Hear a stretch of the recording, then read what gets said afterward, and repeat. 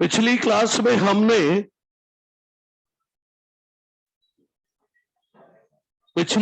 में हमने बात करी थी,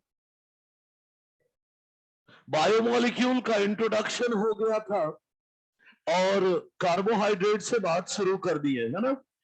तो चलिए कार्बोहाइड्रेट से बात को आगे बढ़ाते हैं। कार्बोहाइड्रेट देखो, मेन सोर्स ऑफ एनर्जी कहते हैं कार्बोहाइड्रेट्स को, है ना। हमें फूड से जितनी एनर्जी मिलती है उसका 55 से 65% एनर्जी कार्बोहाइड्रेट के फॉर्म में आती है। और आपको पता है ना, रेस्पिरेशन में सबसे पहले यही टूटता है, फर्स्ट रेस्पिरेटरी सबस्ट्रेट कार्बोहाइड्रेट, है ना, फिर लिपिड, बाद में प्रोटीन। एक चीज सुनो, अब कार्बोहाइड्रेट को कंपाउंड्स ऑफ कार्बन, हाइड्रोजन और ऑक्सीजन कह रहा हूं, जहां पर H रेशियो O 2:1 होता है, जस्ट लाइक वाटर। वाटर में भी H रेशियो 2:1 होता है और कार्बोहाइड्रेट में भी H रेशियो 2:1 होता है। इसीलिए कार्बोहाइड्रेट को हम कहते हैं hydrates of carbon, hydrates of carbon कहते हैं। इनका जो जनरल फॉर्मूला है वो है CxH2O Y। तो देखो ना, इस फॉर्मूला में क्या है, वाटर बोले तो हाइड्रेट और carbon, hydrate of carbon carbohydrate. X और वाई की वैल्यू मान लो मैंने 6 ले ली, तो C6H2O होल 6, तो क्या हो गया ये C6H12O6 बन गया ना कार्बोहाइड्रेट। तो कार्बोहाइड्रेट का जनरल फॉर्मूला ऐसा है कि हम इन्हें हाइड्रेट ऑफ कार्बन कहते हैं, लेकिन कुछ एक्सेप्शन भी है। आजकल हम इन्हें हाइड्रेट्स ऑफ कार्बन नहीं कहते, बल्कि कुछ और कहते हैं। क्यों नहीं कहते उसकी वजह सुनो। कुछ ऐसे कार्बोहाइड्रेट भी हैं जो ये फॉर्मूला फॉलो नहीं करते, जैसे डीऑक्सीराइबोज ले लो, क्या होना चाहिए था C5H10O5, लेकिन ये तो O4 है, फॉर्मूला कहां फॉलो कर रहा है। इसी तरह दूसरा एग्जांपल दूं, रैमनोज, रैमनोज C6H12O6 होना चाहिए, लेकिन इसमें तो O5 है। मतलब कुछ कार्बोहाइड्रेट ऐसे भी है, कार्बोहाइड्रेट तो है वो, लेकिन फॉर्मूला फॉलो नहीं करते, ठीक। और कुछ ऐसे कंपाउंड है जो कार्बोहाइड्रेट नहीं है, फिर भी ये फॉर्मूला फॉलो करते हैं। एग्जांपल दूं, C1H2O1 है ना, फॉर्मूला फॉलो कर रहा है।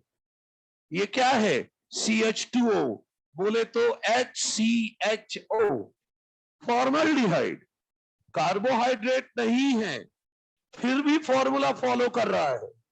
इसी तरह C2H2O2, CH3COH, एसिटिक एसिड।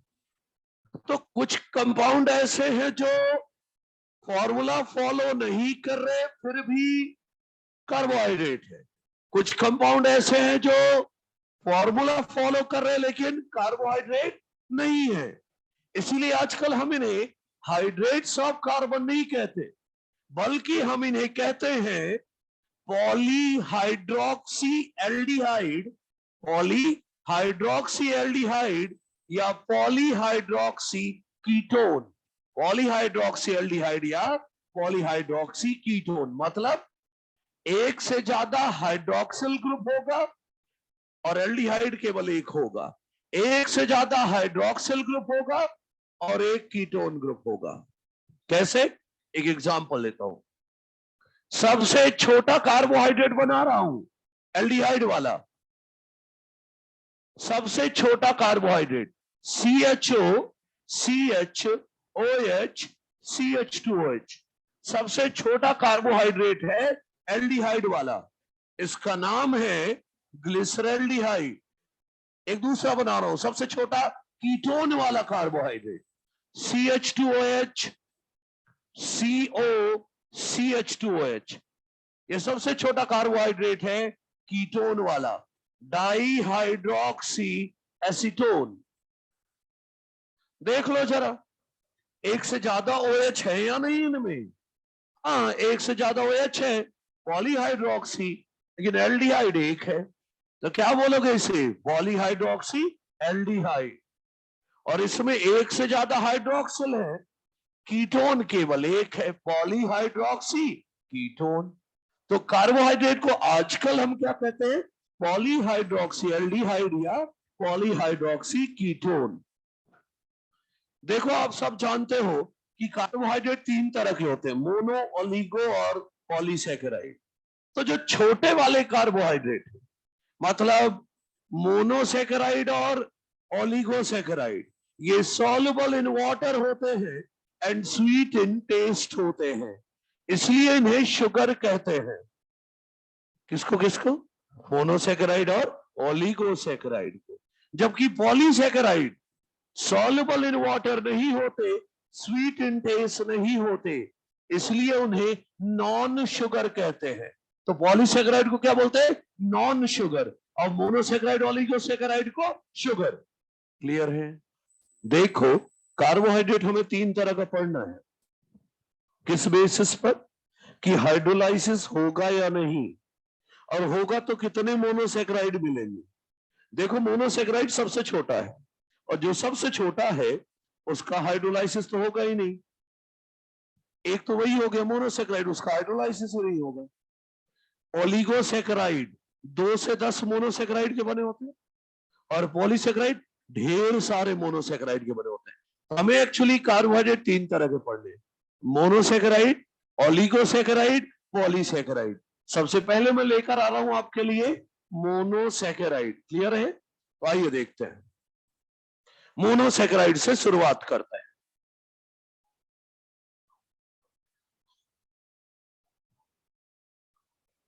देखना जरा मोनोसैकेराइड।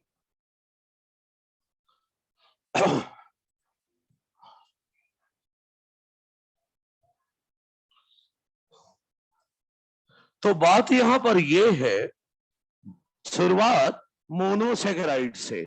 मोनोसैकेराइड को बोलूं, सबसे छोटे कार्बोहाइड्रेट है ये, सिंपलेस्ट कार्बोहाइड्रेट है, which cannot be hydrolyzed, which cannot be hydrolyzed and digested। ना ये पानी से टूटेंगे, ना ये डाइजेस्ट होंगे। कुछ हो सकता है क्या इनके साथ? हाँ, इनके साथ एक चीज हो सकती है, but can be oxidised during respiration. अरे रेस्पिरेशन में टूट तो सकते हैं ना, ग्लूकोज ही ले लो, रेस्पिरेशन में ऑक्सीडाइज होता है ना, और एनर्जी देता है। तो मोनोसैकेराइड ना तो हाइड्रोलाइसिस होगा, ना डाइजेस्ट होगा। हाँ, रेस्पिरेशन में ऑक्सीडाइज जरूर होता है। सबको पता है ग्लूकोज का ऑक्सीडेशन होता है ड्यूरिंग रेस्पिरेशन। ये सॉल्युबल इन वाटर होते हैं एंड स्वीट इन टेस्ट होते हैं। Soluble in water and sweet in taste होते हैं। और जो जनरल फॉर्मूला है इनका CxH2OY, इसमें X और Y की वैल्यू इक्वल होती है, और कितनी होती है? 3 to 7। मतलब सबसे जो छोटा मोनोसैकेराइड है उसमें 3 कार्बन होंगे, ट्रायोज, 4 कार्बन वाला टेट्रोज, 5 कार्बन वाला पेंटोज, 6 वाला हेक्सोज, और 7 वाला आखिरी सबसे बड़ा हेप्टोज। ये देखेंगे हम, लेकिन कुछ एक्सेप्शन भी है। देखो, अगर एक्स और वाई की वैल्यू 6 रख दूं, एक्स और वाई की वैल्यू 6 रख दूं, C6H2O6, तो ये तो ग्लूकोज बन गया, C6H12O6। लेकिन अभी तो मैंने कुछ एक्सेप्शन बताए ना, जो इस फॉर्मूला को फॉलो नहीं करते। जैसे मैंने बताया डीऑक्सीराइबोज C5H10O4, रैमनोज C6H12O5, तो कुछ एक्सेप्शन भी है। ठीक है, आगे की बात करता हूं। एक अभी नाम लिया था ना, डाईहाइड्रोक्सी एसीटोन। इस एक अकेला मोनोसेकेराइड है, डाईहाइड्रोक्सी एसीटोन। इसमें कोई कायरल कार्बन नहीं होता। कायरल कार्बन नहीं होगा तो क्या होगा? वो ऑप्टिकली इनएक्टिव, ना डेक्स्ट्रो होगा ना लीवो होगा। समझ रहे हैं ना मेरी बात? तो डाईहाइड्रोक्सी एसीटोन अकेला है। देखो ना, डाईहाइड्रोक्सी एसीटोन जब अभी बनाया था मैंने, तो CH2 COH CO CH2O H बनाया था। ये डाईहाइड्रोक्सी एसीटोन बनाया था। इसको छोड़कर चाहे कोई भी मोनोसेकेराइड ले लो, अरे सबसे छोटा ही ले लो, एल्डिहाइड वाला, CHO CHOH CH2OH, सबसे छोटा ले लो। ग्लिसरल्डिहाइड, 3 कार्बन वाला एल्डिहाइड वाला। वो 3 कार्बन वाला कीटोन वाला है और ये 3 कार्बन वाला एल्डिहाइड वाला है। कायरल कार्बन सब समझते हैं, है ना? ऐसा कार्बन जो 4 अलग अलग ग्रुप से जुड़ा हो। तो इस वाले को देखो जरा, इस कार्बन को 4 अलग अलग ग्रुप से जुड़ा है, लेकिन ये 4 अलग ग्रुप से जुड़ा है क्या? नहीं। तो क्योंकि इसमें कोई कायरल कार्बन नहीं है, ऑप्टिकली इनएक्टिव है, उसको छोड़कर जितने भी मोनोसेकेराइड हैं, सब में कोई ना कोई कायरल कार्बन जरूर है। So all of them are optically active. या तो डेक्स्ट्रो होंगे, कुछ मोनोसेकेराइड डेक्स्ट्रो होंगे, डेक्स्ट्रो रोटेटरी, मतलब प्लेन पोलराइज लाइट को राइट की तरफ घुमाएंगे। इन्हें कैसे लिखते हैं? स्मॉल डी या प्लस से रिप्रेजेंट करते हैं। और जो प्लेन पोलराइज लाइट को लेफ्ट की तरफ घुमाए, उन्हें लीवो रोटेटरी या स्मॉल एल या माइनस से रिप्रेजेंट करते हैं। तो इसको छोड़कर सभी मोनोसेकेराइड, कोई डेक्स्ट्रो है, कोई लीवो है। स्मॉल डी एल क्लियर है? क्योंकि अब मैं लेकर आ रहा हूं कैपिटल डी और एल।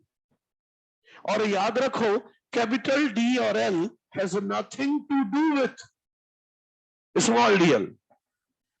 समझ रहे मेरी बात? देखिएगा जरा, कैपिटल डी एल बताता हूं।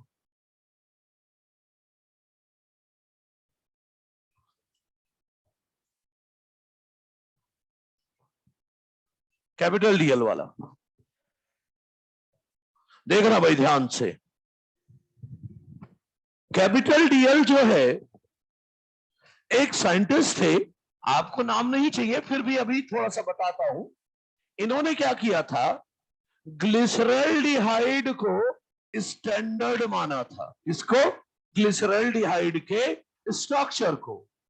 और इन्होंने बोला था कि जो ग्लिसरल्डिहाइड है, CHO CHOH और CH2OH, ग्लिसरल्डिहाइड है भाई ये। इन्होंने कहा था इसका मिरर इमेज भी तो हो सकता है ना, मतलब मिरर इमेज CHOOH, इधर ये कायरल कार्बन है ना, तो ये COH H और ये CH2OH, ये भी तो ग्लिसरल्डिहाइड ही है भाई, बस एक दूसरे के मिरर इमेज है। बोलो, इनएंसियोमर है। कैपिटल डी और कैपिटल एल क्या है? एक दूसरे के इनएंसियोमर। इनका कहना क्या था कि जिस ग्लिसरल्डिहाइड में प्राइमरी अल्कोहल ग्रुप के बगल वाला chiral carbon, primary alcohol group के बगल वाला कायरल कार्बन में अगर OH राइट में है, तो बोलो कैपिटल डी ग्लिसरल्डिहाइड। और प्राइमरी अल्कोहल ग्रुप के बगल वाले कायरल कार्बन में OH अगर लेफ्ट में है, तो capital L glyceraldehyde. Primary alcohol group के बगल वाले OH में अगर जो कायरल कार्बन है उसमें OH राइट में है, तो कैपिटल डी, और लेफ्ट में है तो कैपिटल एल बोल रहा है। केवल ग्लिसरल्डिहाइड के लिए नहीं बताया था इन्होंने, सभी शुगर के लिए। फॉर एग्जांपल ग्लूकोज लेता हूं, ग्लूकोज का अगर स्ट्रक्चर बनाऊं तो क्या होगा? CHO अभी अभी देख लो, अभी तो स्ट्रक्चर नहीं बताया मैंने, इसलिए आपको सिंपल ऐसे बना देता हूं, हो गया। थोड़ी देर में स्ट्रक्चर याद नहीं करना पड़ेगा, आप खुद बना सकेंगे। ये ग्लूकोज है भाई। कायरल कार्बन कितने दिख रहे हैं? 4 दिख रहा है क्या? ये वाला, ये वाला, ये वाला और ये वाला, 4 कायरल कार्बन दिख रहे हैं। अच्छा, अगर इसका मिरर इमेज बनाऊं तो क्या होगा? CHO COH HC। अरे मिरर इमेज बनाओ, CHOH COH HCOH H और CH2OH, ये भी तो ग्लूकोज है और ये रहे कायरल कार्बन। अब इनका कहना था रोजेनॉफ का प्राइमरी अल्कोहल ग्रुप की जगह ये भी बोल सकते हो क्या? इनका कहना था कि जो लास्ट कायरल कार्बन है इस पर OH अगर राइट में है तो कैपिटल D ग्लूकोज, और अगर लास्ट कायरल कार्बन पर OH लेफ्ट पर है तो कैपिटल L ग्लूकोज। इनका ऐसा भी कहना नहीं था। इनका एग्जैक्ट क्या कहना था वो सुनो। इनका एग्जैक्ट कहना था, इसको ना देखो, इसको इससे कंपेयर करो। इनका कहना था कि अगर किसी मोनोसैकेराइड में लास्ट कायरल कार्बन पर OH की पोजीशन कैपिटल D ग्लिसरॉल्डिहाइड से मैच करे तो कैपिटल D वाला है, कुल मिला के राइट में। और जिसका OH का पोजीशन कैपिटल L ग्लिसरॉल्डिहाइड से मैच करे वो कैपिटल L वाला है। अरे सिंपल है, लास्ट कायरल कार्बन पर OH अगर राइट में है तो कैपिटल D और लेफ्ट में है तो कैपिटल L। और कैपिटल DL क्या बताता है? लास्ट कायरल कार्बन पर HOH की पोजीशन, और स्मॉल dl डेक्स्ट्रो है कि लीवो है। तो मिक्स नहीं करना है कैपिटल DL और स्मॉल DL को, अलग अलग है दोनों चीजें। ये तो मिरर इमेज है भाई, इनएंसियोमर्जिन कहते हो आप। क्लियर है? अब मैं आपके सामने ला रहा हूं क्लासिफिकेशन ऑफ मोनोसैकेराइड। अरे भाई ट्रायोस, टेट्रोस, पेंटोस, हेक्सोस और हेप्टोस। शुरुआत ट्रायोस से। अब आपको मैं क्लासिफिकेशन बताने जा रहा हूं मोनोसैकेराइड का। ये सब बने हुए हैं नोट्स में आपके। हाँ, जो नहीं होगा बाद में बोलूंगा मैं, एक जगह आएगा जहां पर मैं बोलूंगा कि 2-4 मिनट ले लो और लिख भी सकते हो। देखिएगा, शुरुआत ट्रायोस से करता हूं। हाँ, ट्रायोस। ट्रायोस का फॉर्मूला क्या होगा? C3H6O3। और देखो, जितने भी मोनोसैकेराइड हैं इनके 2 टाइप हैं, एल्डिहाइड वाला एल्डोज, कीटोन ग्रुप वाला कीटोज। तो ट्रायोस के 2 टाइप हैं, एल्डोट्रायोज और कीटोट्रायोज। एल्डोट्रायोज और कीटोट्रायोज।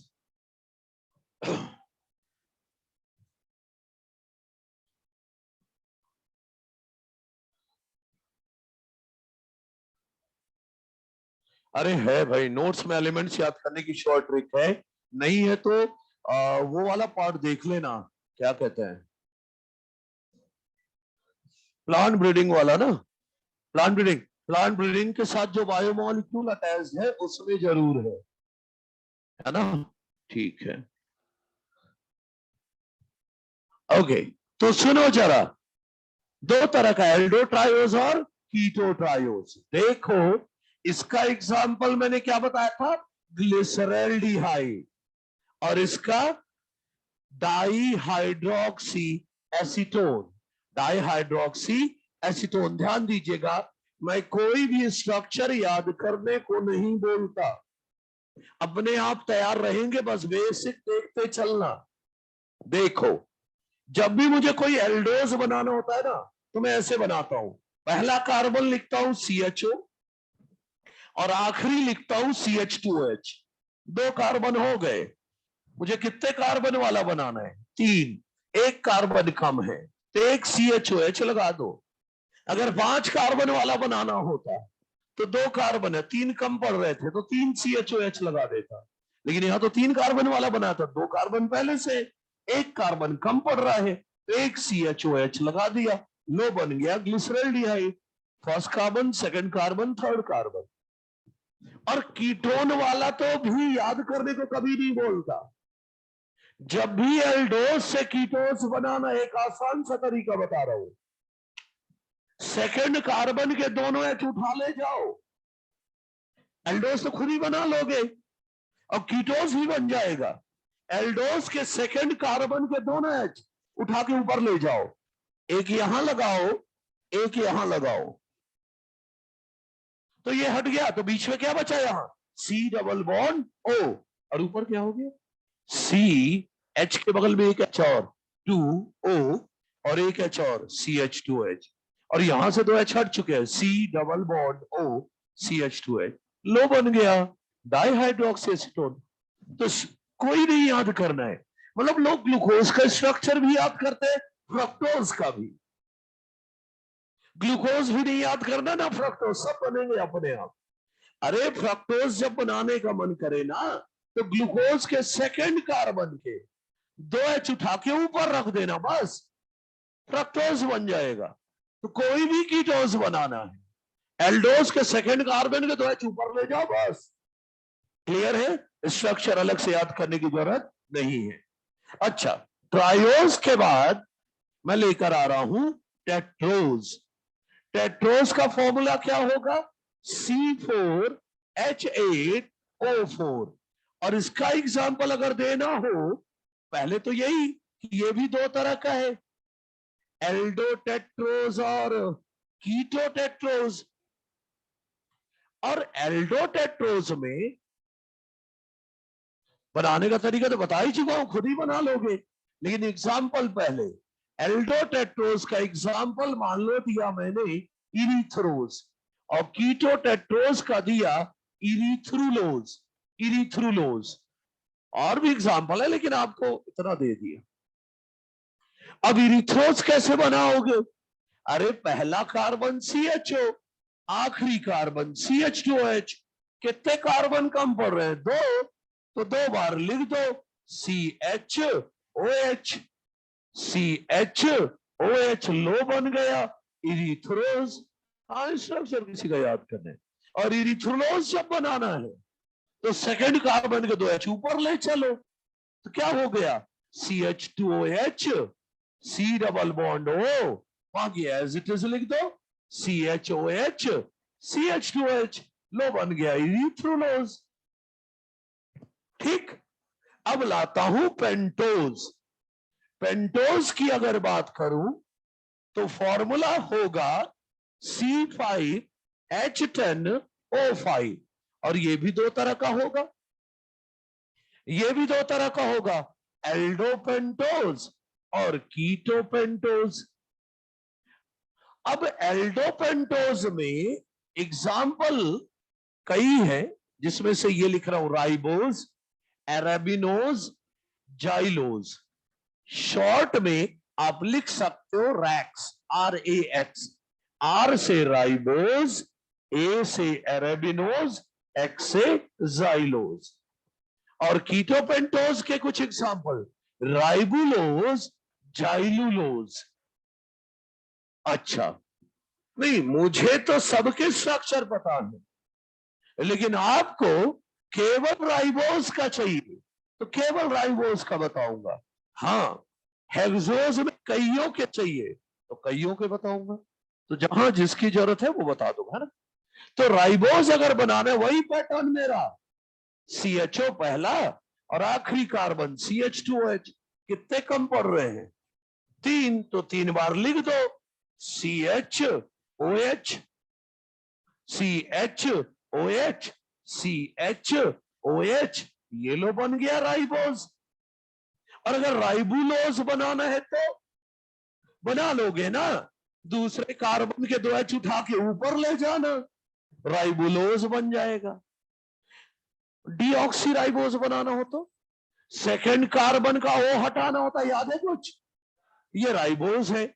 अगर डीऑक्सीराइबोज बनाना है तो सेकंड कार्बन का ओ हटा दो बस, बाकी कॉपी पेस्ट कर दो, लो बन गया डीऑक्सी राइबोज। Deoxy ribose. और आप सब जानते हैं कि डीऑक्सी राइबोज आपको डीएनए में मिलेगा, राइबोज कहां मिलेगा? आरएनए में, एटीपी में, एफएमएन में, एफएडी में, एनएडी में। इनके फुल फॉर्म तो पता ही है आपको, 3 के बोल देता हूं और नोट्स में लिखे भी हैं। एफएमएन का फुल फॉर्म है फ्लैविन मोनो न्यूक्लियोटाइड, और एफएडी का flavin adenine di nucleotide, di nucleotide. और एनएडी का nicotinamide adenine di nucleotide, adenine di nucleotide. ये लो, इन सब में राइबोस मिल जाएगा, नोट्स में है इसलिए बता दिया। अच्छा, ये छोटी छोटी बात है भाई, मेन मुद्दा तो हेक्सोज है। तो मैं आपके सामने ला रहा हूं हेक्सोज, उसको देख लेना। हाँ हाँ, डी ही चाहिए आपको, एल बनाना है तो वो कर देना, मिरर इमेज बना देना, लेकिन आपको डी ही चाहिए। अच्छा, हेक्सोज पर फोकस करना, बाकी सब में तो एक एक स्ट्रक्चर ही दिया है, लेकिन हेक्सोज के कई स्ट्रक्चर हैं। चलो देखते हैं कैसे तैयार करना है, बाद में बनाने को भी बोलूंगा आपको हेक्सोज वाला, क्योंकि वो जैसा मुझे चाहिए वैसा नहीं है वहां। तो देखना, हेक्सोज लेकर आ रहा हूं, फॉर्मूला क्या होगा? C6H12O6, या बोलो यही होगा ना हेक्सोज का। और 2 टाइप के होंगे, एल्डो है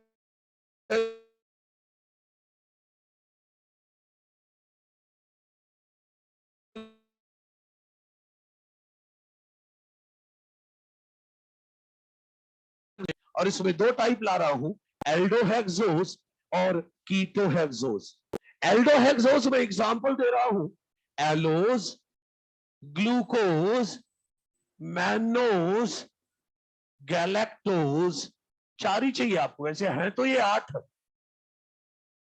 टेलोज, आइडोज, ग्यूलोज, टैगेटोज, आपको नहीं चाहिए।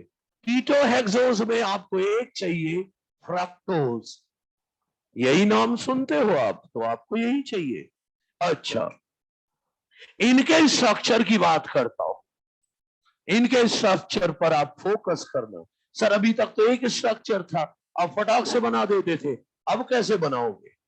अभी भी कोई ज्यादा मेहनत नहीं करवाऊंगा आपसे। देखो देखो भाई ध्यान से, पहला कार्बन CHO, आखिरी कार्बन CH2OH, कितने कम पड़ रहे? 4, तो 4 लिख दो ना, CHOH, CHOH, CHOH, CHOH, लिख दिया 4।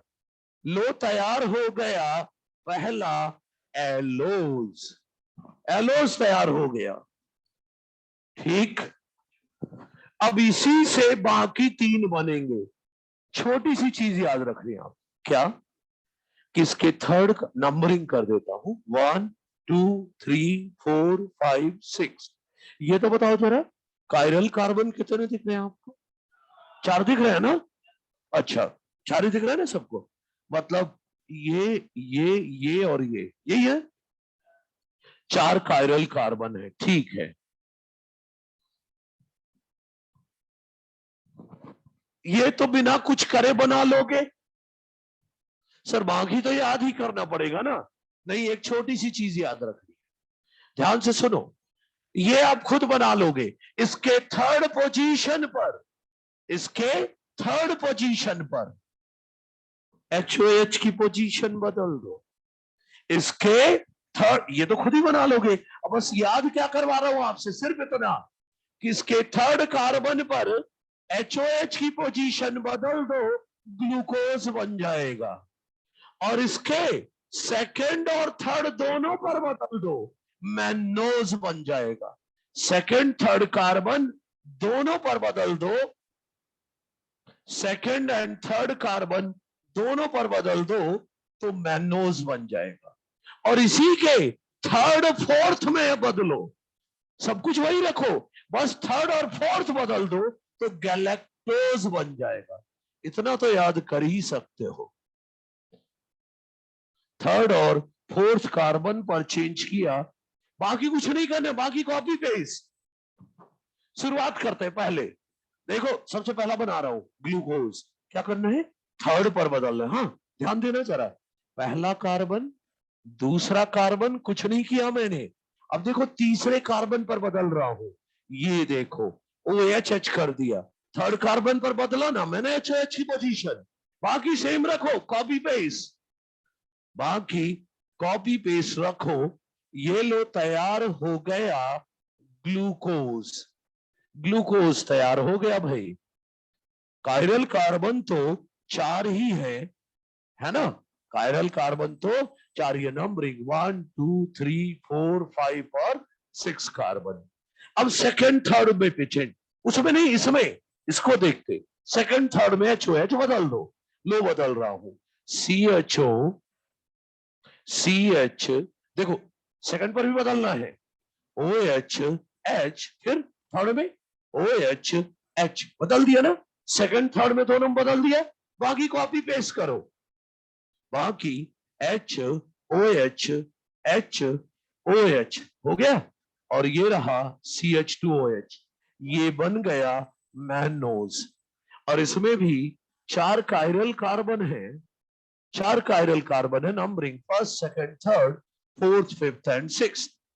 अब गैलेक्टोज थर्ड फोर्थ पर चेंज कर, बाकी सेम रखो, मतलब CHO CHOH, सेकंड पर कुछ नहीं किया, ये देखो थर्ड पर कर रहा हूं अब OHH, फोर्थ पर भी कर रहा हूं OHH, बाकी कॉपी पेस्ट HOH CH2OH, लो बन गया गैलेक्टोज। क्या बन गया, गैलेक्टोज।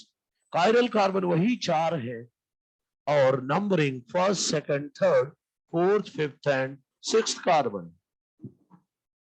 तो मेरा कहना सिर्फ इतना है, एलोस तो खुद ही बना लोगे, बस याद इतना ही सा तो रखना है कि थर्ड कार्बन पर बदलेंगे तो ग्लूकोज बनेगा, सेकंड थर्ड पर चेंज करेंगे तो मैनोज, और थर्ड फोर्थ पर बदलेंगे तो गैलेक्टोज। इतनी सी बात याद रखनी है।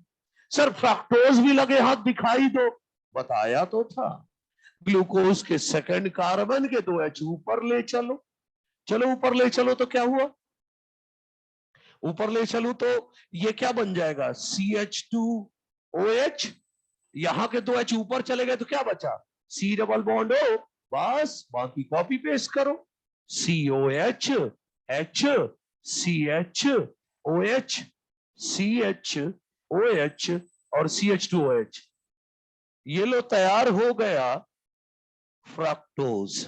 देखा आपने, तो ग्लूकोज फ्रक्टोज अलग नहीं याद करना, तैयार हो गए सब। अच्छा सुनो तो सुनो सुनो, सबसे पहले मैं एक आइसोमर बता रहा हूं, एपीमर, वो भी ग्लूकोज के एपीमर बताने जा रहा हूं आपको, ध्यान दीजिएगा। एपीमर ऐसे आइसोमर होते हैं, एपीमर ऐसे आइसोमर है which are formed due to interchange of H and OH at only one chiral carbon, किसी एक कायरल कार्बन पर HOH की पोजीशन अलग होगी। ऐसा करो ना, ग्लूकोज और मैनोज का स्ट्रक्चर कंपेयर करो, कितने कायरल कार्बन पर HOH अलग है, हा? पक्का, ग्लूकोज और मैनोज CHO, हाँ सेकंड कार्बन तो अलग है इनका, इसमें OH राइट की तरफ है, इसमें लेफ्ट की तरफ है, बाकी देखो तो बाकी कॉपी पेस्ट है ना, तो एपीमर ये है, ऐसा आइसोमर जो बिल्कुल एक जैसा है, सिर्फ एक कायरल का, किसी एक कायरल कार्बन पर HOH की पोजीशन अलग है। तो एपीमर ऑफ ग्लूकोज में पहला बोलू कौन है, मैनोज, डिफरेंस है एट C2 पोजीशन, बोले तो सेकंड कार्बन पर, सही है। अब ऐसा करो ना, ग्लूकोज और एलोज कंपेयर कर लो, ग्लूकोज और एलोज कंपेयर कर लो, कहां पर अंतर है? ये और ये, सिर्फ थर्ड पर अंतर, बाकी सेम है ना। तो यहां पर OH लेफ्ट पर है, इसमें राइट पे है, बाकी कंपेयर कर लो, बिल्कुल कॉपी पेस्ट है। तो ग्लूकोज का दूसरा एपिमर क्या हुआ? Allose. Difference at C3 position. कोई समस्या तो नहीं है? अब ऐसा करो, ग्लूकोज और गैलेक्टोज भी कंपेयर कर लो, ग्लूकोज और गैलेक्टोज कंपेयर करो, फोर्थ में अंतर है, देखो ना, OH राइट पे, OH लेफ्ट पे, OH राइट पे, लेकिन यहां लेफ्ट पर, मतलब बाकी सब कुछ तो सेम है, बस यहां पर अलग है भाई। बाकी कॉपी पेस्ट से चेक कर लो। तो गैलेक्टोज भी तो एपिमर हुआ और डिफरेंस है eight C4 position, fourth carbon पर। तो एपिमर समझ में आया क्या आपको? ऐसे आइसोमर जो बनते हैं due to interchange of H and OH, कोई समस्या तो नहीं है। HOH की पोजीशन बदलने से बनते हैं, वो भी केवल एक कायरल कार्बन पर। अच्छा सुनो ना, हमारे मॉड्यूल और नोट्स में ग्लूकोज की कुछ तारीफ की गई है, तो चलो मैं भी थोड़ी तारीफ कर दूं। ग्लूकोज पहला रेस्पिरेटरी सबस्ट्रेट है, सब जानते हैं, रेस्पिरेशन में सबसे पहले यही टूटता है। और क्या तारीफ करूं, सुनो, ये ग्रेप्स में खूब पाया जाता है, इसलिए इसे ग्रेप शुगर भी कहते हैं। ये ब्लड में भी तो पाया जाता है, तो ब्लड शुगर भी कहते हैं ग्लूकोज को। और अरे ये डेक्स्ट्रो रोटेटरी है, प्लेन पोलराइज लाइट को राइट में घुमाता है, इसलिए इसे डेक्स्ट्रोज भी कहते हैं। थोड़ी फ्रक्टोज की तारीफ कर लूं। फ्रक्टोज की अगर बात करूं तो स्वीटेस्ट कार्बोहाइड्रेट है, सबसे मीठा कार्बोहाइड्रेट है ना। और क्या बोलूं, ये हनी में मिलता है, हनी और स्वीट फ्रूट्स में, क्योंकि स्वीट फ्रूट्स में काफी मिलता है ये, इसलिए इसे फ्रूट शुगर भी कहते हैं। और ये लीवोरोटेटरी है, इसलिए इसे लाइबुलोज कहते हैं। लीवोरोटेटरी है, प्लेन पोलराइज लाइट को लेफ्ट में घुमाता है, इसलिए लाइबुलोज कहते हैं। अच्छा थोड़ी तारीफ गैलेक्टोज भी की कर दूं। गैलेक्टोज ब्रेन और नर्वस टिश्यू में खूब मिलता है, ब्रेन और नर्वस टिश्यू में, इसीलिए इसे ब्रेन शुगर भी कहते हैं। और ये कभी भी फ्री फॉर्म में नहीं पाया जाता, never occur in free form, हमेशा किसी कंपाउंड के कंपोनेंट के फॉर्म में पाया जाएगा, हमेशा किसी कंपाउंड के कंपोनेंट में के फॉर्म में पाया जाएगा। जैसे कहां कहां देखा जा सकता है ये, हेमीसेलुलोज में, अरे लैक्टोज में भी तो होता है ये, पेक्टिन में भी तो होता है, और ग्लाइकोलिपिड में भी होता है। तो कभी भी फ्री फॉर्म में नहीं पाया जाएगा, किसी कंपाउंड के कंपोनेंट के फॉर्म में पाया जाएगा। इसी तरह मैनोज कभी भी फ्री फॉर्म में नहीं पाया जाता, ये हमेशा किसी कंपाउंड के कंपोनेंट के फॉर्म में पाया जाता, जैसे कि हेमीसेलुलोज में, हेमीसेलुलोज में मैनोज भी मिलता है और गैलेक्टोज भी मिलता है। क्वेश्चन, ये पता है क्यों बताया, क्वेश्चन आ गया कहीं कि ऐसे कौन से मोनोसेकेराइड हैं जो फ्री फॉर्म में कभी नहीं पाए जाते, गैलेक्टोज एंड मैनोज। क्लियर, ये तारीफ कर दी मैंने।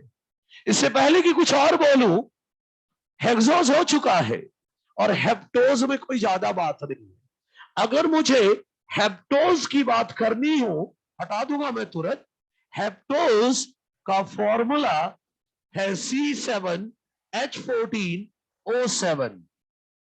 दो तरह का है, एल्डिहाइड वाला एल्डोहेप्टोज और कीटोन वाला कीटोहेप्टोज। एक एक एग्जाम्पल बता रहा हूं।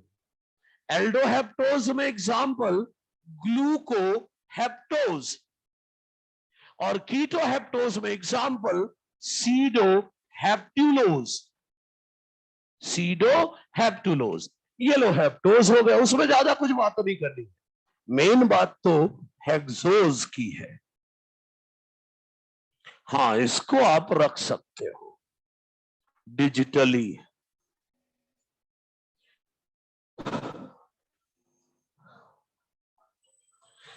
ठीक है, बना लिया, अच्छी बात है।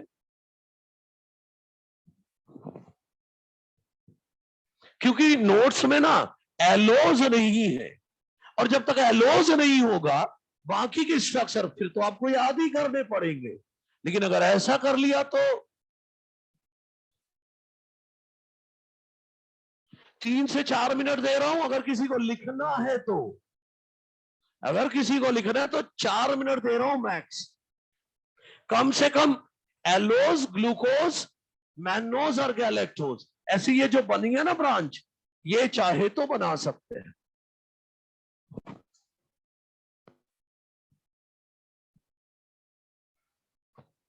हाँ, लाइवोलोज इसलिए बोला क्योंकि वो लीवोरोडेटरी है।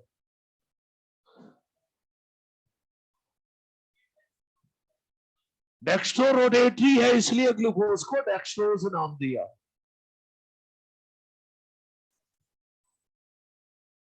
पूरा फोकस हमें, सबसे ज्यादा फोकस हेक्सोज पे ही तो रखना है।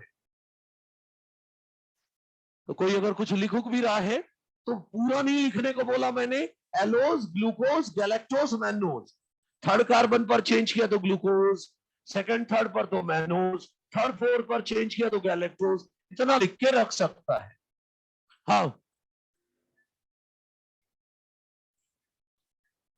क्या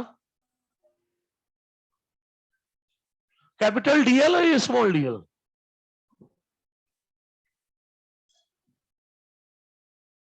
हाँ,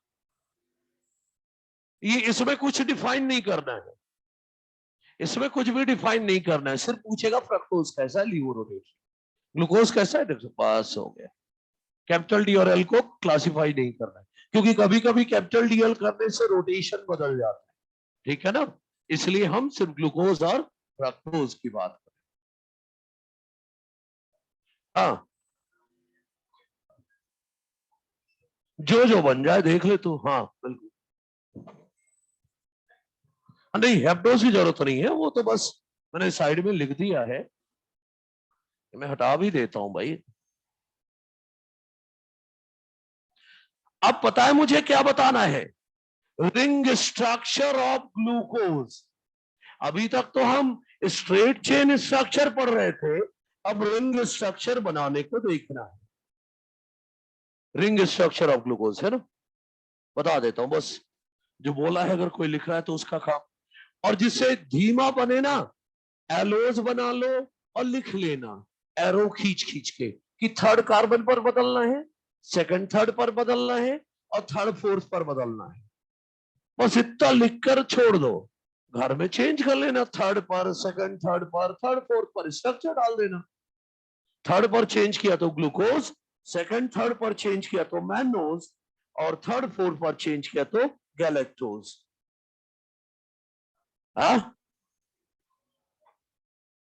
देखेंगे क्या होता है, अभी थोड़ी देर में दिख जाएगा। हा? अगर फ्रक्टोज होता है तो शुगर क्यों निकालता है उससे? शुगर तो सुक्रोज होती है। हा? अच्छा, हाँ दौड़ के आ जा तूफान की तरह। हाँ, क्योंकि रिंग स्ट्रक्चर बताने जा रहा हूं, जिसे जो कर देता कर लिया है, हटाऊ ना मैं।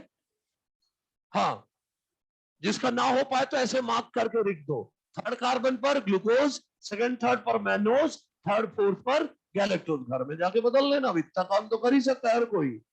ठीक है, ओके, तो चलिए स्ट्रक्चर ऑफ ग्लूकोज लेकर आ रहा हूं, ring structure actually.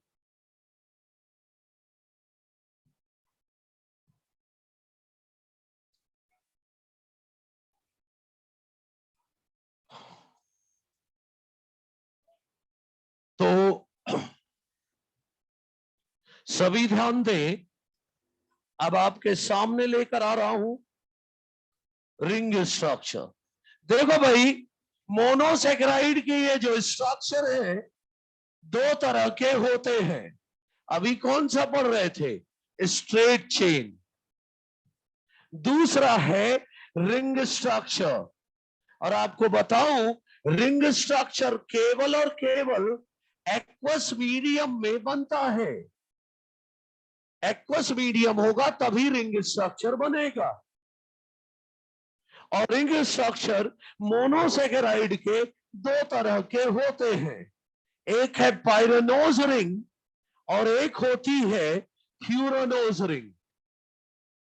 Furanose ring जो होती है वो 6 मेंबर्ड रिंग होती है। ऐसे भाई, एक तो ऑक्सीजन हो गया, 5 पोजीशन पर कार्बन। तो पायरेनोज रिंग में 5 कार्बन और 1 ऑक्सीजन होता है। और पता है पायरेनोज रिंग बनती किसके लिए है? एल्डो हेक्सोज के लिए। किसके लिए बनाते हैं? Aldo hexose. मतलब एलोज ग्लूकोज गैलेक्टोज मैनोज का रिंग स्ट्रक्चर बनाओगे तो इस पर बनेगा। और फ्यूरानोज रिंग 5 मेंबर रिंग होती है। 1 ऑक्सीजन है और बाकी 4 कार्बन है। 4 कार्बन 1 ऑक्सीजन। और बताइए ये रिंग किसके लिए बनती है? याद है मॉलिक्यूलर बेसिस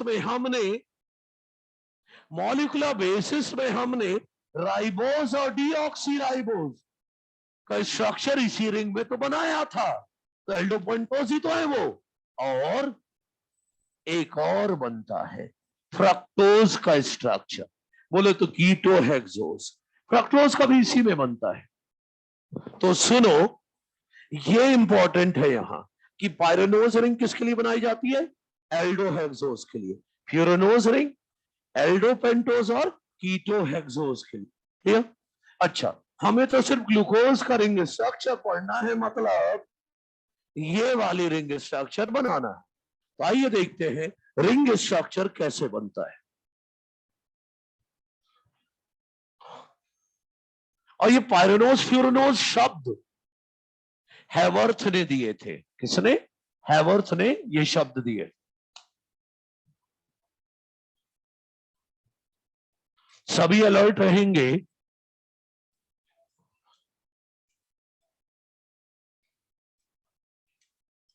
देखना भाई, रिंग स्ट्रक्चर लेकर आ रहा हूं। देखो, शुरुआत ग्लूकोज से। CHO को ऐसे लिख दूं, CH double bond O, CHOH glucose, COH H, CHOH, CHOH, CH2OH। ये डी ग्लूकोज है। कितने कायरल कार्बन है इसमें? 4। पहला, दूसरा, तीसरा और चौथा। नंबरिंग कर देता हूं, first, second, third, fourth, fifth and 6th carbon. 4 chiral carbon है डी ग्लूकोज में। ठीक है, ओके। अब जब इसे आप एक्वस मीडियम में डालोगे तो हेमी एसिटल बनेगा। हेमी एसिटल आप सब जानते हैं, कार्बोक्सिल ग्रुप और अल्कोहल के बीच रिएक्शन होगा। किसके बीच? कार्बोक्सिल ग्रुप और अल्कोहल के बीच। ये रहा OH और ये रहा कार्बोक्सिल ग्रुप, इनके बीच रिएक्शन होगा तो बनेगा हेमी एसिटल। अरे कुछ नहीं, देखो ना, ये जो H है ये यहां आ जाएगा, तो ये कार्बोक्सी ग्रुप की जगह OH आने से इनॉल ग्रुप बन जाएगा। COH हो जाएगा तो इनॉल ग्रुप। अच्छा, आओ देखते हैं रिएक्शन। तो ये सी एच के साथ कौन आ गया, ओ के साथ एच आ गया, तो ये ओ एच हो गया। बाकी सब वैसे ही रखो, C H O H, C O H H, C H O H, C H, यहां तो ओ ही बचा है, ये जो ओ बचा है ये बॉन्ड बना लेगा पहले कार्बन के साथ, सही है, ईथर बॉन्ड हुआ ना ये, है ना, ओ वाला बॉन्ड, और ये CH2OH, ये लो भाई बन गया। नंबरिंग कर दूं, first carbon, second carbon, third, fourth, fifth and six. ए मुझे कायरल कार्बन 5 दिखने लगे, अब सही है क्या भाई? 4 तो पहले ही से थे, 1 2 3 4, अब मुझे 5वां भी दिख रहा है, ये 4 अलग ग्रुप से जुड़ा है, एक तरफ O से, एक तरफ H, एक तरफ OH, और एक तरफ ये सारा, है कि नहीं? और अगर पहले कार्बन पर OH राइट में है, पहले कार्बन पर OH राइट में है, तो उसे कहते हैं अल्फा डी ग्लूकोज। और इसमें कितने कायरल कार्बन हो गए? 5 कायरल कार्बन हो गए। ये लो, कोई समस्या तो नहीं है। और अल्फा बीटा ग्लूकोज में सिर्फ पहले कार्बन पर अंतर है। अरे पहले कार्बन पर HOH की पोजीशन बदल दो, बाकी सब कॉपी पेस्ट कर दो, बस पहले कार्बन पर HOH की पोजीशन बदल दो तो बीटा ग्लूकोज बन जाएगा।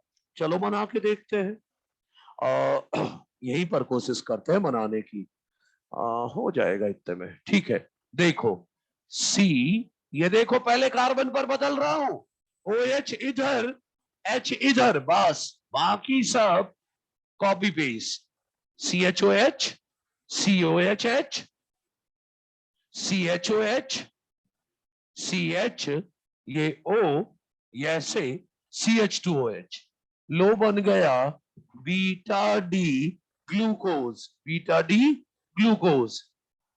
First carbon, second, third, fourth, fifth and six, chiral carbon 5, 1 2 3 4 5, यहां पर भी तो 5 हो गए, 4 तो थे ही, पहला भी हो चुका है, तो 5 कायरल कार्बन इसमें भी है।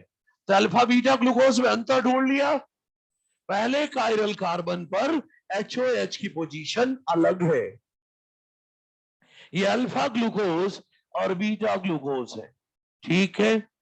अच्छा, अब आगे इनका रिंग स्ट्रक्चर बना लेता हूं, या फिर ऐसा करता हूं आगे आपको डिफाइन कर दूं,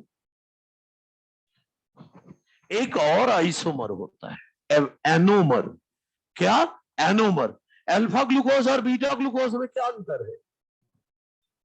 बोलू, केवल फर्स्ट कायरल कार्बन पर HOH की पोजीशन अलग है, और ऐसे आइसोमर जिनमें फर्स्ट कायरल कार्बन पर HOH की पोजीशन अलग है, उन्हें एनोमर कहते हैं। मतलब अल्फा ग्लूकोज और बीटा ग्लूकोज, अल्फा ग्लूकोज और बीटा ग्लूकोज ये एक दूसरे के एनोमर है, एक दूसरे के एनोमर है, एनोमर है ये। इसीलिए तो मैं इनके पहले कार्बन को एनोमेरिक कार्बन बोलता हूं। अब आप बोलोगे सर क्या हमेशा पहला कार्बन ही एनोमेरिक होगा? जी नहीं, जिस पोजीशन पर पहला functional group, main functional group हो, जिस कार्बन पर मेन फंक्शनल ग्रुप हो, वो एनोमेरिक होता है। तो जितने भी एल्डोज है, जितने भी एल्डोज है, उनमें तो फर्स्ट कार्बन पर ही एल्डिहाइड ग्रुप है, तो पहला ही कार्बन एल्डोज में एनोमेरिक होगा। लेकिन जितने कीटोज हैं, उनके तो सेकंड कार्बन पर कीटोन ग्रुप होता है ना, तो उनका सेकंड कार्बन एनोमेरिक होगा। मेरा कहने का मतलब फ्रक्टोज का पहला कार्बन नहीं, सेकंड कार्बन एनोमेरिक होगा। जहां पर एल्डिहाइड या कीटोन है, वही कार्बन एनोमेरिक होगा। तो कीटोज में तो सेकंड कार्बन पर कीटोन ग्रुप होता है, तो उनका सेकेंड कार्बन एरोमेरिक होगा। लेकिन जो एल्डोज है उनमें तो एल्डिहाइड पहले कार्बन में, तो पहला कार्बन एरोमेरिक होगा। क्लियर है ना? अच्छा, तो ग्लूकोज का तो पहले ही कार्बन एरोमेरिक है। अच्छा, एक चीज और, सुनो सुनो सुनो, लोग अक्सर गलती कर जाते हैं, क्या एनोमर एपीमर नहीं है? एपीमर की क्या डेफिनेशन थी? ऐसे आइसोमर जिन पर किसी एक कार्बन पर, किसी एक कायरल कार्बन पर HOH की पोजीशन अलग है। अब वो चाहे पहला कायरल कार्बन हो या कोई सा भी हो, HOH तो अलग है ना दोनों में। एक पहले कायरल कार्बन पर, किसी भी कायरल कार्बन पर, कोई एक कायरल कार्बन पर HOH की पोजीशन अलग है, तो वो एपीमर है। तो ये एपीमर भी है, ऐसे नहीं बोल सकता क्या मैं? अल्फा ग्लूकोज और बीटा ग्लूकोज ऐसे एपीमर है जो पहले कायरल कार्बन पर HOH की पोजीशन अलग रखते हैं। तो एनोमर को डिफाइन करना हो ग्लूकोज के लिए तो कैसे बोलूं? ऐसे एपीमर, ऐसे एपीमर जो पहले कायरल कार्बन पर HOH अलग है, इनका पोजीशन अलग है, तो ऐसे एपीमर को क्या बोलोगे? एनोमर। मेरी लाइन सुनना, भेजे में जाए तो बताना। All anomer are epimer, all anomer are epimer, but all epimer are not। Glucose के एपीमर एलोज, मैनोज, गैलेक्टोज, वो सिर्फ एपीमर है, एनोमर नहीं है। एनोमर तो तब बोलोगे जब पहले कायरल कार्बन पर अलग हो, लेकिन एलोज, मैनोज, गैलेक्टोज तो सेकंड, थर्ड, फोर्थ कार्बन पर थे। तो फर्स्ट कायरल कार्बन पर अगर एपीमर है, अगर फर्स्ट कायरल पर कार्बन पर एपीमर है, तब एनोमर कहेंगे। पेचे में गई बात सबके? हर एनोमर एपीमर है। जैसे alpha glucose, beta glucose epimer है और एनोमर भी है, लेकिन बाकी जो शुरुआत में बताए वो केवल एपीमर है, एनोमर नहीं। एनोमर तभी बोलेंगे ग्लूकोज के लिए जब पहले कायरल कार्बन पर HOH अलग हो। भेजे में गई बात? अच्छा ठीक है। अरे लास्ट कायरल कार्बन से रिएक्शन होता है हेमीएस्टल बनने के लिए। अच्छा, अब चलो रिंग स्ट्रक्चर बना दूं। आओ देखो, रिंग स्ट्रक्चर बनाने का नियम देखो। अल्फा ग्लूकोज का यहां बनाऊंगा, बीटा का उधर बनाऊंगा, ठीक है? तो देखो, ये ऐसे ऑक्सीजन, ये ऐसे, ये first carbon, second, third, fourth, fifth और सिक्स कार्बन ऊपर है। ये first carbon, second carbon, third carbon, fourth, fifth, six यहां है। इसका इधर बनाऊंगा, तो इसके लिए रिंग, ये पायरेनोज रिंग, ये पहला कार्बन, ये दूसरा कार्बन, ये तीसरा, ये चौथा, पांचवा और सिक्स कार्बन ऊपर पहले से बुक है। अच्छा चलो बना के देखें। देखो, रिंग बनाते समय ये ध्यान रखना, इसको देखते जाना, जो लेफ्ट में लिखा हो वो अप करेंगे और जो राइट में लिखा हो उसे डाउन रखेंगे। जो राइट में लिखा है वो डाउन लिखेंगे, बस इतना ही सा है। चलो बना के देखते हैं। पहला कार्बन लेफ्ट पर H है, अप, OH राइट में डाउन। सेकंड लेफ्ट पर H, अप, OH राइट में डाउन। थर्ड पर OH left, up, H right में डाउन। चौथे पर लेफ्ट अप, क्योंकि H लेफ्ट में है, OH राइट में डाउन। अब बचा पांचवा कार्बन। सर पांचवे में तो H लेफ्ट आप लिखो। अरे नहीं, सिक्स कार्बन में तो ये रिजर्व्ड है सीट छठे कार्बन के लिए, CH2OH। तो क्या बचा है H, इसे यहां लिखो। लो बन गया अल्फा डी ग्लूकोज का रिंग स्ट्रक्चर। पता है मैं इसे कभी कभी क्या बोलता हूं? अल्फा डी ग्लूको पायरेनोज, क्योंकि पायरेनोज रिंग बनाई ना। और जिसे नहीं समझ में आया, बीटा ग्लूकोज का स्ट्रक्चर बनाते हुए देख लो। ठीक है, देखो पहले कार्बन पर OH लेफ्ट में है, अप, राइट में H है, डाउन। सेकंड, लेफ्ट पर H up, O H right में डाउन, लेफ्ट पर ओ एच अप, राइट में एच डाउन, लेफ्ट पर H up, O H right में डाउन। और 6 कार्बन के लिए सीट बुक है भाई, CH2OH। तो बस बचा क्या, केवल ये H यहां लिख दो। लो बन गया बीटा डी ग्लूकोज का रिंग स्ट्रक्चर, और कभी कभी से हम क्या बोल देंगे, बीटा डी ग्लूको पायरेनोज, क्योंकि पायरेनोज रिंग है। देखो सुनो, नाम के लिए मैंने एनोमर को इनको देख के क्लासिफाई कर दिया था, इनको देखकर। सच बोलूं तो एनोमर केवल रिंग में ही दिखेंगे, तो एनोमर को डिफाइन करना चाहिए रिंग देखकर, इनको देखकर नहीं, रिंग देखकर, क्योंकि रिंग में ही एनोमर मिलेंगे। तो सुनो, अल्फा और बीटा ग्लूकोज के बीच डिफरेंस क्या बोलोगे? पहले कार्बन, देखो डायग्राम दोनों कॉपी पेस्ट है या नहीं, बस फर्स्ट कार्बन छोड़ दो। देखो फर्स्ट कार्बन पर OH अगर नीचे है, फर्स्ट कार्बन पर OH अगर नीचे है तो अल्फा ग्लूकोज, और फर्स्ट कार्बन पर OH अगर ऊपर है तो बीटा ग्लूकोज। ये अंतर है, बाकी अल्फा बीटा ग्लूकोज दोनों एक जैसे। समझ में आई बात? हो गया, ये है रिंग स्ट्रक्चर। अब मोनोसेक्राइड में आखिरी एक चीज बतानी रह गई है, क्या? सभी मोनोसेक्राइड रिड्यूसिंग शुगर होता है। ये रिड्यूसिंग नॉन रिड्यूसिंग बाद में दिक्कत देता है, इसलिए थोड़ा इसको भी मैं क्लियरिफाई कर दूं। ठीक है भाई, ये तो बने हैं खैर नोट्स में, सारे डायग्राम बने हुए, हाँ सब कुछ लिखा हुआ है। तो मैं आपको सभी मोनोसेक्राइड रिड्यूसिंग है ये समझाने जा रहा हूं। अरे वही बेनेडिक्ट टेस्ट और फेलिंग टेस्ट पढ़ ही चुके हो आप लोग, तो मुझे तो थोड़ा सा बताना रिड्यूसिंग नॉन रिड्यूसिंग जो अपने काम का है। देखो मैं ये बोल रहा हूं, all monosaccharides are reducing sugar. क्यों? पता है क्यों बोल रहा हूं? सुनो ध्यान से।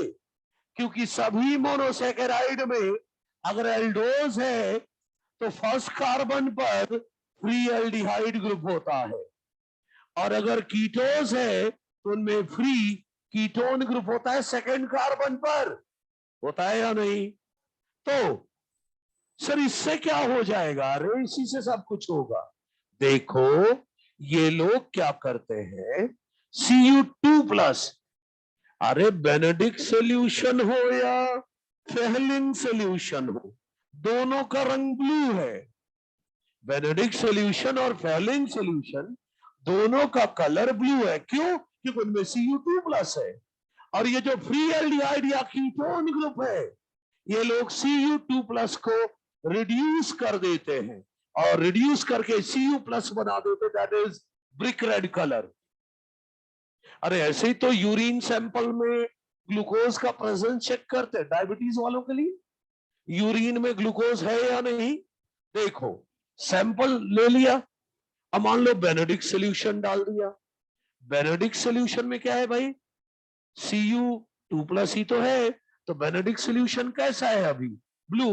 मान लो इसमें क्या है, urine sample plus Benedict solution, blue colour है ये।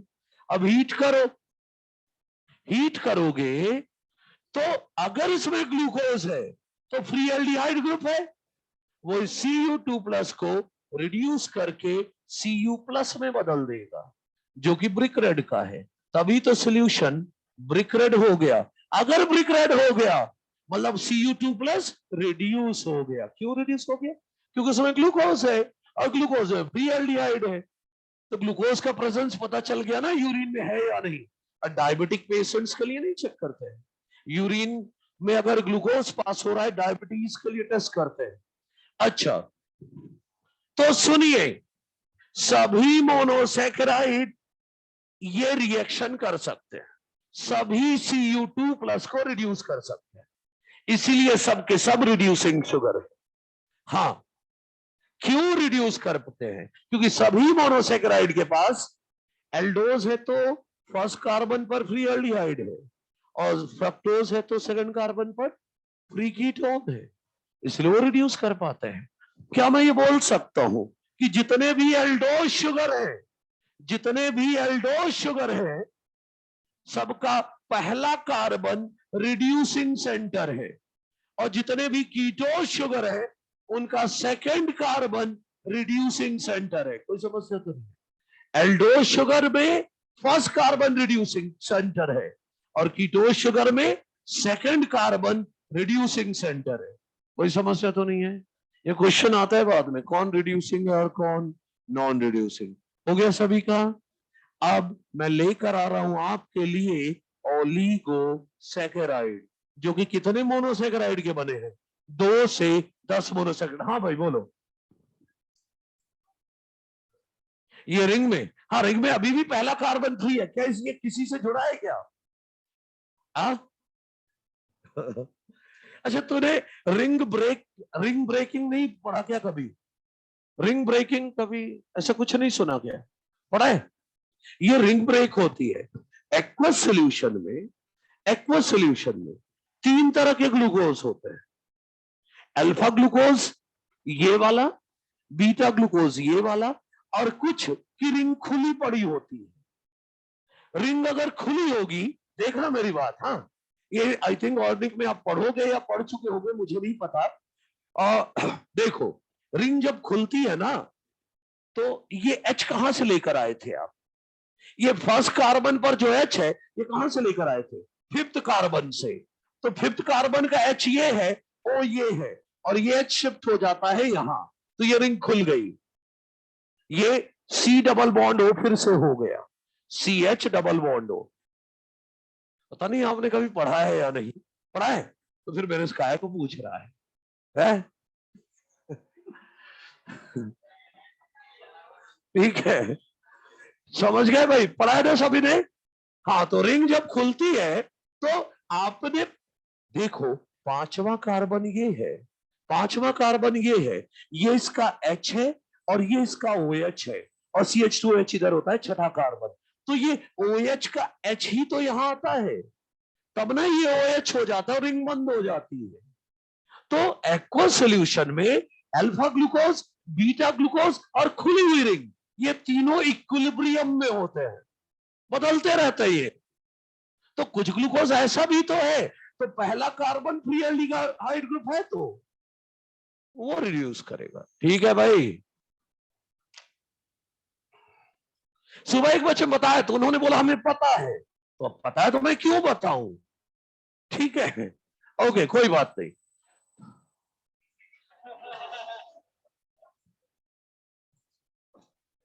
मेरा कुछ मन कर रहा है बोलने का, लेकिन अभी नहीं बोलूंगा मैं।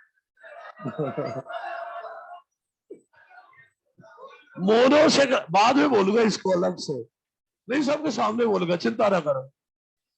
मोनोसेकेराइड हो गया, मैं लेकर आ रहा हूं ओलिगोसेकेराइड, जो कि बना है 2 से 10 मोनोसेकेराइड यूनिट का। राइट? ओके।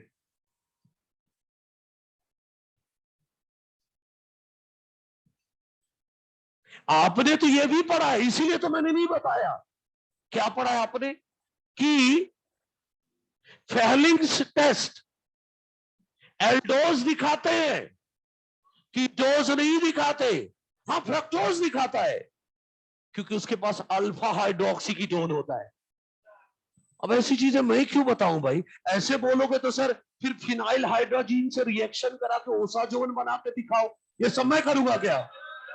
वो सब आपका काम है, मेरा काम बायोलॉजिकल पार्ट है।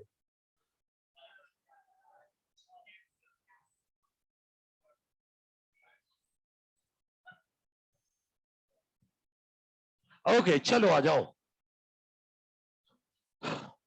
तो फिर हाल ओलिगोसैकेराइड लेकर आ रहा हूं, संभालना अब इसको। ओलिगोसैकेराइड ये बना होता है 2 to 10 मोनोसैकेराइड यूनिट्स का। सभी ध्यान से, 2 to 10 मोनोसैकेराइड यूनिट्स का। और सुनो, अरे ये मोनोसेक्राइड जुड़े कैसे होंगे ग्लाइकोसिडिक बॉन्ड से? एग्जांपल ले लो एक, ग्लूकोज प्लस फ्रक्टोज, मैंने किया -H2O, तो ग्लूकोज और फ्रक्टोज के बीच बन गया ग्लाइकोसिडिक बॉन्ड। क्या बना? Glycosidic bond. सिर्फ ग्लाइकोसिडिक एंड ग्लाइकोसिडिक नहीं, नाइट्रोजन के साथ थोड़ी जुड़ रहा है, और ये कहलाएगा सुक्रोज। तो मैं ये कह रहा हूं कि दो मोनोसेक्राइड यूनिट जुड़ते कैसे हैं आपस में? Glycosidic bond. और वन ग्लाइकोसिडिक बॉन्ड बनते समय केवल वन वाटर मॉलिक्यूल रिलीज होता है। वन ग्लाइकोसिडिक बॉन्ड बनते समय वन वाटर मॉलिक्यूल रिलीज होता है, मतलब बोलूं डिहाइड्रेशन सिंथेसिस, राइट। इसमें हमें टाइप्स पढ़ना है, डाइसैकेराइड, ट्राइसैकेराइड, टेट्रासैकेराइड, पेंटासैकेराइड।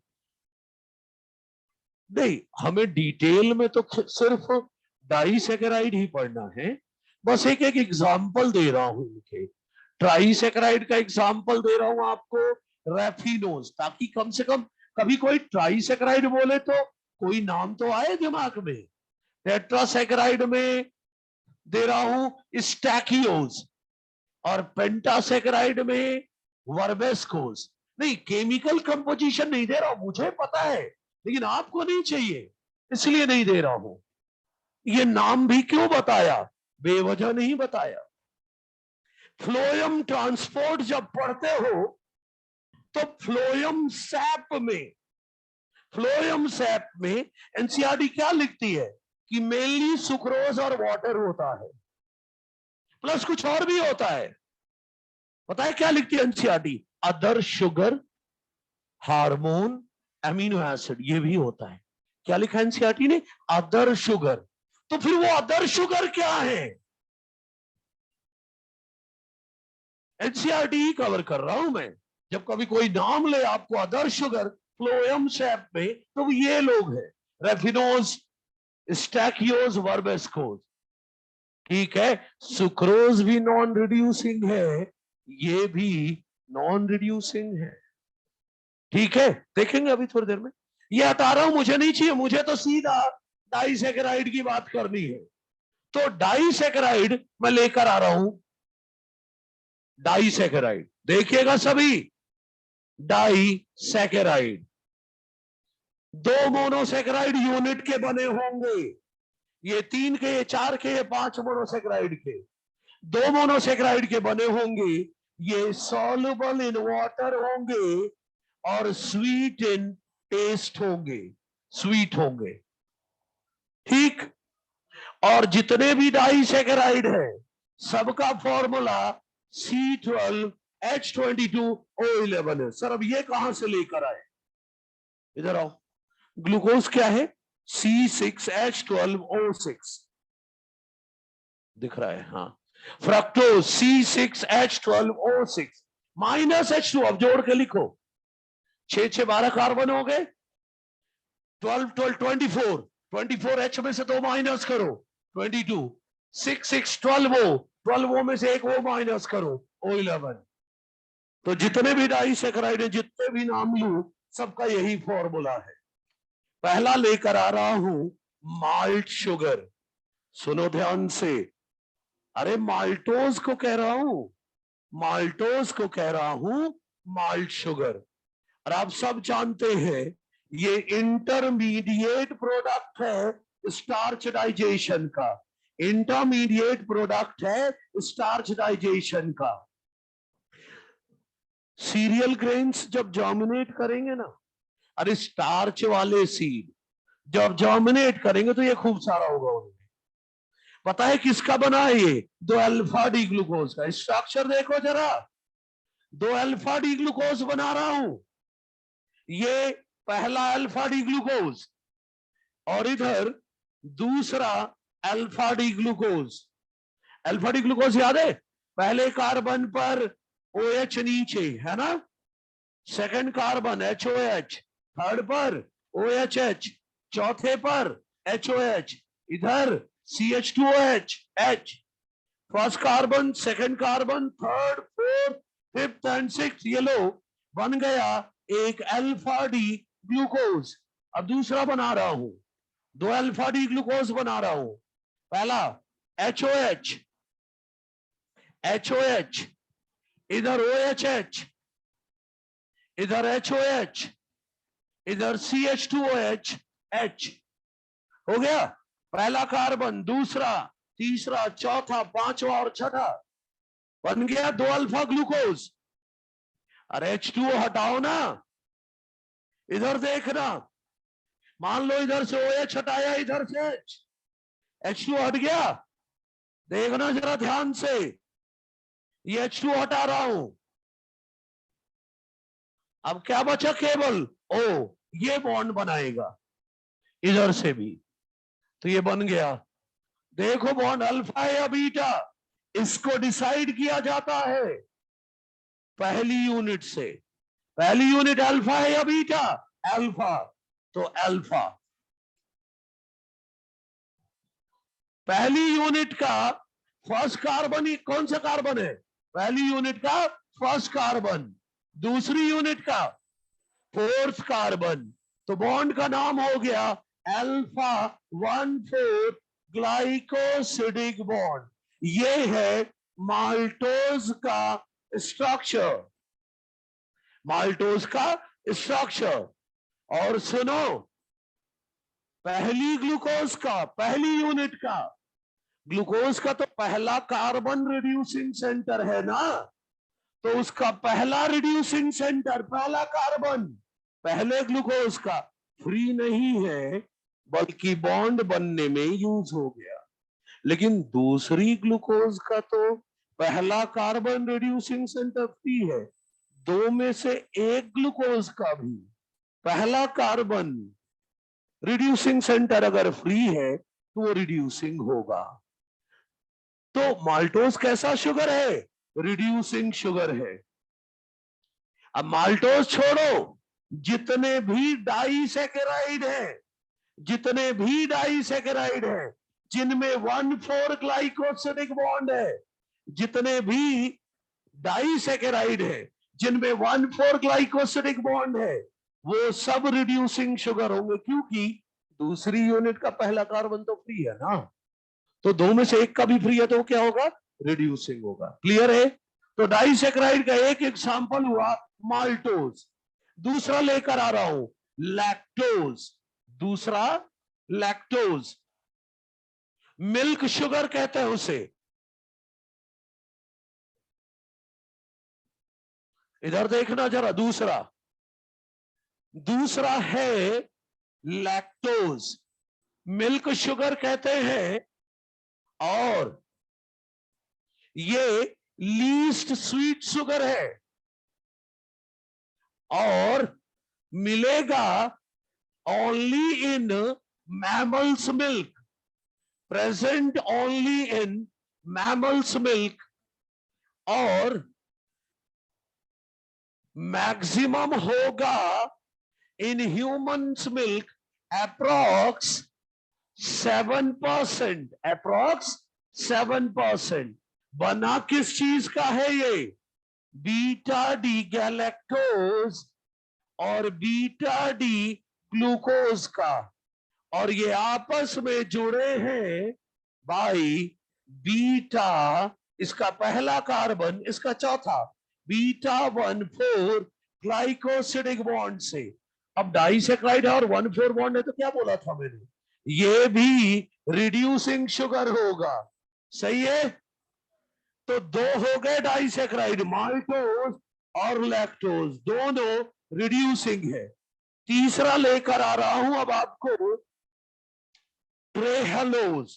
तीसरा ट्रेहेलोज, ये पाया जाता है in haemolymph of insect, haemolymph of insect में पाया जाता है, और ये बना है 2 अल्फा डी ग्लूकोज का, जो कि आपस में जुड़े हैं alpha 1,1 glycosidic bond, alpha 1,1 glycosidic bond. अरे देखो तो जरा, बोलू, यहां ग्लाइकोसिडिक बॉन्ड बना है बिटवीन 2 एनोमेरिक कार्बन। अरे ग्लूकोज का तो पहले ही कार्बन एनोमेरिक होता है ना, उसके बीच बॉन्ड बना है। ऐसा भी तो बोल सकता हूं, दोनों ग्लूकोज का पहला कार्बन रिड्यूसिंग सेंटर बॉन्ड बनने में खर्च हो गया, तो ये कैसा होगा? Non reducing. पहला कार्बन ही तो रिड्यूसिंग सेंटर होता है ग्लूकोज का, और दोनों का पहला कार्बन बॉन्ड बनने में यूज हो गया, तो इसे बोलेंगे नॉन रिड्यूसिंग शुगर। चौथा है सुक्रोज, जिसे केन शुगर भी कहते हैं, कॉमर्शियल शुगर भी कहते हैं, किचन शुगर भी कहते हैं, टेबल डाइनिंग टेबल में भी तो मिलता है, तो टेबल शुगर भी कहते हैं। और केमिस्ट्री में आप पढ़ते हो, इसे इन्वर्ट शुगर भी कहते हैं, क्योंकि ये इन्वर्जन दिखाता है। इन्वर्जन क्या है, पढ़ा है ना आप लोगों ने? नहीं पढ़ा है तो बायोमोलिक्यूल में पढ़ोगे। अरे भाई सुक्रोज डेक्स्ट्रो रोटेटरी होगा, इसका हाइड्रोलाइज सोल्यूशन क्या होगा? Laevo rotatory. इसी को इन्वर्जन कहते हैं। सुक्रोज खुद क्या है? डेक्स्ट्रो रोटेटरी, लेकिन इसका जो हाइड्रोलाइज सोल्यूशन है वो लीवो रोटेटरी होगा। तो चेंज इन ये रोटेशन जो डेक्स्ट्रो से लीवो, इसी को क्या बोलते हैं? इन्वर्जन। इसीलिए सुक्रोज को कहते हैं इन्वर्ट शुगर। आप सब जानते हैं प्लांट में कार्बोहाइड्रेट किस फॉर्म में ट्रांसपोर्ट होता है? सुक्रोज के फॉर्म, मेनली सुक्रोज के फॉर्म में। और ये बना है अल्फा डी ग्लूकोज और बीटा डी फ्रक्टोज का। बॉन्ड होता है, पहली unit alpha, alpha alpha 1,2 glycosidic bond. नहीं, अगर आप अल्फा बीटा 1,2 बोल रहे तो भी गलत नहीं है, लेकिन एक लिखना है तो पहली यूनिट लिखेंगे, अल्फा 1,2 ग्लाइकोसिडिक बॉन्ड। बोलो रिड्यूसिंग या नॉन रिड्यूसिंग? क्यों? याद है ग्लूकोज का reducing centre aldehyde group, first carbon bond बनने में यूज हो रहा है। फ्रक्टोज का second carbon free ketone group, वो भी बॉन्ड बनने में यूज हो रहा है।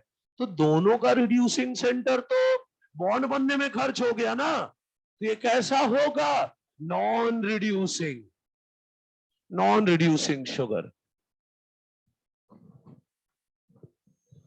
इन्वर्जन किस लेवल का पढ़ते हो आप? जितना बताया उतना ही पढ़ते हो ना? जो एंगल लेवल पर भी बात करते हैं, बात करते हैं क्या? थोड़ा बहुत करते हैं, बताओ। अच्छा ठीक है, देखो सुक्रोज डेक्स्ट्रो रोटेटरी है, प्लेन पोलराइज लाइट को राइट में घुमाता है, कितने एंगल से? Plus 66.5 degree. प्लस मतलब राइट की तरफ। कोई बात नहीं करना, एनसीईआरटी डाटा यूज कर रहा हूं इनमें मैं अभी, थोड़ा देखो ध्यान से। प्लस मतलब राइट की तरफ घुमा रहा है, डेक्सो को प्लस से, लीवो को माइनस, ये राइट की तरफ घुमाता है। लेकिन जो हाइड्रोलाइज सोल्यूशन है, अरे हाइड्रोलाइज सोल्यूशन अगर सुक्रोज का है तो उसमें सुक्रोज तो बचा ही नहीं, उसमें तो अल्फा डी ग्लूकोज अलग हो चुका है और बीटा डी फ्रक्टोज अलग हो चुका है। अब पता है इनका रोटेशन कितना होता है? याद है ग्लूकोज डेक्स्ट्रो है, राइट में घुमाता है, कितने एंगल से घुमाता है? Plus 52.7 degree. और फ्रक्टोज लीवो रोटेटरी है, वो लेफ्ट में घुमाता है, कितने एंगल से? Minus 92.4 degree. माइनस मतलब लेफ्ट की तरफ। मतलब हाइड्रोलाइज सोल्यूशन में सुक्रोज ही नहीं, उसमें ग्लूकोज और फ्रक्टोज अलग अलग है। ग्लूकोज बोल रहा है राइट की तरफ चल इतने एंगल, और फ्रक्टोज बोल रहा है इतने एंगल लेफ्ट चल। तो ये तो बेचारा चलेगा कितना लाइट? दोनों का एवरेज कितना चलेगा? दोनों का एवरेज। तो इन दोनों का एवरेज निकाल लो, तो इन दोनों का एवरेज निकालो, प्लस 52.7 डिग्री प्लस एवरेज निकालना है तो क्या करोगे, दोनों को जोड़ दोगे अपॉन 2, एवरेज निकालो कितना आया, -19.85 डिग्री, माइनस मतलब लेफ्ट की तरफ। क्या बोल रहा था, सुक्रोज डेक्स्ट्रो रोटेटरी है, प्लेन पोलराइज लाइट को राइट की तरफ घुमाता है, लेकिन जो हाइड्रोलाइज सॉल्यूशन है वो लीवो रोटेटरी है, लेफ्ट की तरफ घुमाता है। So this change in direction जो हुआ है इसी को कहते हैं इनवर्जन, इसीलिए सुक्रोज को कहते हैं इनवर्ट शुगर। ऑनलाइन में तो भाई मैंने पहली बार बताया है, ऑफलाइन में तो बताता रहता हूं ये मैं, क्लियर है इतना भाई। हाइड्रोलाइज है तो दोनों अलग हो चुके हैं, ग्लूकोज अपना इफेक्ट दिखाएगा, फ्रक्टोज अपना। अब एक राइट को घुमा रहा है एक लेफ्ट को, तो जाएगा किधर, प्लेन पोलराइज, दोनों का एवरेज, एवरेज निकाले तो माइनस में आ रहा है, बोले तो लीवर रोटेटरी। तो सुक्रोज खुद डेक्स्ट्रो है और उसका हाइड्रोलाइज सॉल्यूशन लीवो है, इस प्रोसेस को इन्वर्जन कहते हैं, इसीलिए सुक्रोज को हम कहते हैं इनवर्ट शुगर। क्लियर है? अच्छा, ये तो डाइसैकेराइड की बात हुई, लेकिन याद कुछ बता नहीं रहा, मदद कर रहा हूं उसमें भी, सर करते करते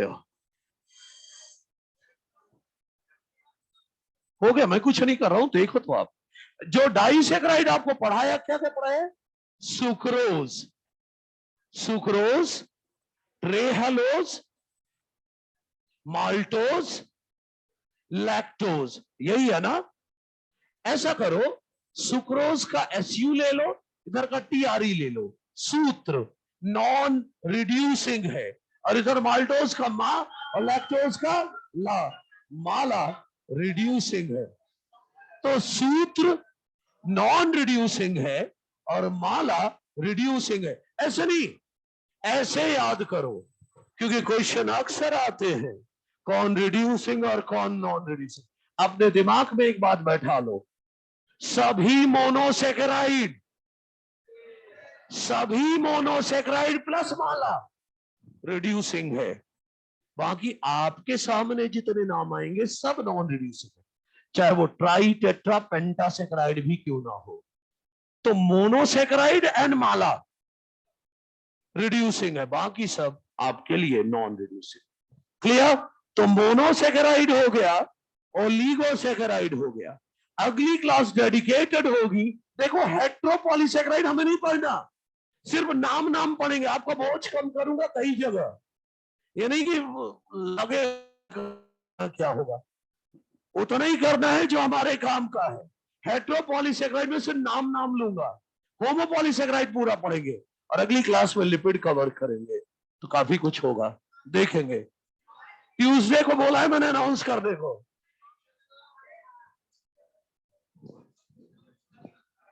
ट्यूसडे को बोला था, ठीक है चलो, ओके बाय बाय ऑनलाइन वालों।